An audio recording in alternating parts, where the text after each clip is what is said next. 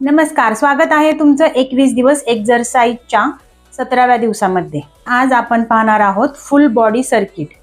त्याने काय होतं तर फुल बॉडी वर्कआउटने फॅट बर्न फास्ट होतो। ते कसं काय तर जेव्हा फुल बॉडी सर्किट करतो त्यावेळेस खूप सारे मसल्स एकत्र काम करत असल्यानं मेटाबॉलिझम बूस्ट होतो आणि मेटाबॉलिझम बूस्ट झाल्यामुळे फॅट बर्न फास्ट होतो। आजचा टास्क काय आहे तर 3 राउंड्स करा, स्क्वॅट, पुशअप्स आणि लंजेसचे।